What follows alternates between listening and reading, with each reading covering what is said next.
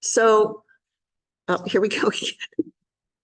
I don't know, the computer is being persnickety today. Thank you. So, a lot of people would like to believe that we in America live in a post-racial society and that we just don't see color anymore. Unfortunately, as a lot of us also know, this is untrue. And because it's Black History Month, I thought we should talk about it. So anyway, when my kids were growing up, they swam for a swim team in Philadelphia called PDR, the Philadelphia Department of Recreation. The team and the coaches were largely African American. And despite the fact that there were world-class swimmers on the team, 2 went to the Olympic trials, 1 just missed the 100 backstroke by one place. The team was unrecognized, underfunded, and unappreciated. So swimming is a white sport with few notable exceptions. And 25 years ago, white people had difficulty wrapping their heads around the presence of very talented Black swimmers who more often than not won most of the races at the meets that we attended. And some adults and some children sometimes made incredibly cruel racist comments to our swimmers, kind of indicating that they didn't belong in the sport. And as you know, swimming pools, like any public place, are full of tales told by the uninformed, signifying only their own ignorance and their own bias. So I'm sure that the majority of the people who made those comments, they didn't think they were racist, something white people do regularly to console themselves when an ugly racial incident happens. So how many times have you heard people say, I'm not a racist, and then go on to say an incredibly racist thing with the idea it's not me, it's those people over there who make those comments, not me. And the fact that is that even now, too many Americans are still jarred by the presence of Black people in traditional white spaces like swim teams, the CEO's office, the doctor's office, or the White House, because it interferes with their understanding of white exceptionalism and white pride of place. Those people, and we know who those people are, must be there because of reverse prejudice, affirmative action, or some other silly and untrue reason. So Larry and I have belonged to a small faith group with 5 other couples for the last 18 years. And we meet one Sunday a month, and we have a prayer service, and then we have dinner. So one of our members is a Black man who has worked tirelessly to bring the COVID vaccine to people in North Philadelphia. And another couple adopted an African-American child who is now an adult. This is a young man. And the father of this young man, who his son expressed to him many times that the father did not understand the ongoing racial slights that the son was subjected to every single day. So this father asked our group if we would commit to a months-long discussion on racism, and we followed a script from a public radio program called Seeing White. And this same man is also a member of a group that's called White Men Fighting Racism. Right, Larry? That's what it's called. So each month, we explore conscious and unconscious ways that the artificial concept of whiteness has led to both white supremacy, which all of us sitting here would reject certainly out of hand, and to white privilege, something all of us, regardless of whatever our humble beginnings might have been, but we have all benefited from our whiteness in education and healthcare and acquiring a mortgage, or simply not being followed around a store or down a street in a neighborhood. And we were also asked to examine the stories of white exceptionalism, where all of the good in the country is attributed to the hard work of white people who pulled themselves up by their bootstraps against insurmountable odds. And it was, the white story goes, white people who wrote the Declaration of Independence and the Constitution, white people who enabled America to realize its manifest destiny to exist from sea to shining sea, and white people who have invented all the things that have led to our modern American life. And these stories, of course, omit the fact that the founding fathers owned slaves The march to the Pacific Ocean deprived Native Americans both of their land and their lives. And African Americans were banned from participating in federal programs that had enabled white people, like probably our parents and grandparents, from acquiring and accumulating wealth, however modest that might be.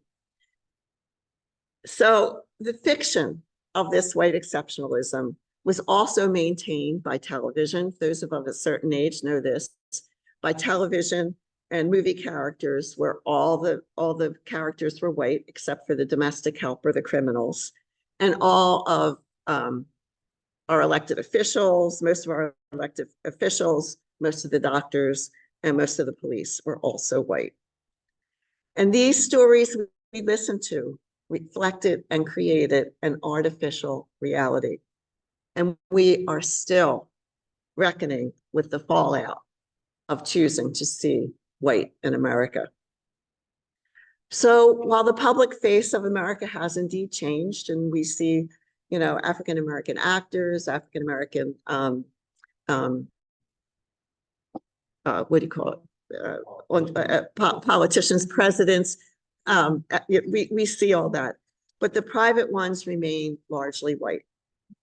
And most white Americans, including us and including me, live in white neighborhoods, and our children and our grandchildren attend largely white majority schools. And from the news, we know that those remarks, racist remarks made at high school sports, persist. And white folks often call the police when they see a Black person in their neighborhood. And this, my friends, is not pleasing to God, who is no respecter of persons. And so as we approach Ash Wednesday and eventually Easter, we need to tell ourselves another story. We need to tell ourselves a story that is truthful and that is based upon a covenant. A story that destroys preconceived notions and does its best to eliminate misunderstanding and outright falsehoods. And in order to do this the right way, and it's not going to be easy, our story must align with the stories of Jesus, in whose name we gather each week. Unlike those who tiptoe around addressing injustice lest they lose their job or their status, Jesus lost his life for telling and living his story. And his story was abundantly clear. We must love our neighbor as ourselves. If we are to call ourselves Christians, we, like him, must work to free the oppressed. We must be merciful. We must be peacemakers. And we must hunger and thirst for justice for everyone. And this, my friends, this is the cross that we must pick up on our way out the door every day, every single day. And nobody, including Jesus, said that this would ever be easy. The scriptural stories that we have written upon our hearts, the stories that we read each week, state quite clearly that we are one people in a God who loves each one of us. That means that the tiny part of the human genome that accounts for skin color is meaningless in the grand scheme of things. Color, as Dr. King said so well, does not account for character. In our gospel reading today, Jesus adamantly proclaimed the presence of the divine in each and every human being, most especially those who might have fallen off the grid for no reason of their own. And you can hear and you can feel the thunder in his words when he says, whatsoever you do, whatever single thing you do to harm your fellow human beings or not help them, that you do to Jesus himself. And these, my friends, if you really look at them and think about them, these are really fearsome words. One of my seminary professors, a Black man, who confessed to us that he feared for his life driving in the South, a place that regularly touts family values and their Christian bona fides. He taught us that Matthew 25 is the very bedrock of our faith. If we cannot see the divine in our brothers and sisters whose face is right before us, we cannot honor God whom we cannot see. And for that God, any human characteristic is completely immaterial. All the professions of faith, all the prayers and services we might attend, all of the dogma we might believe count for nothing compared to the way that we treat our fellow human beings. And so, my friends, the good news, and there's always good news, you know, I mean, you just look at the progression of race in America, and it's a whole lot better now than it was in the 1960s and 70s. So the good news is that this love proclaimed by Jesus is available to all of us, always, pressed down and overflowing flowing into our laps, even when we have a long way to go. Even if we have made many, many mistakes along the way. I don't know about you, but I've made a lot. Because in the end, we can only change ourselves, but we can practice the love of God. We can model it for others as we sow the gifts of charity, joy, peace, patience, and goodwill as we go along our journey. And so, my friends, every morning when you get up, dress yourself in the full armor of God and carry the gospel of peace into the world. Be a visible sign of God's love as you try your very best to build a beloved community, one that Jesus would surely recognize as his own.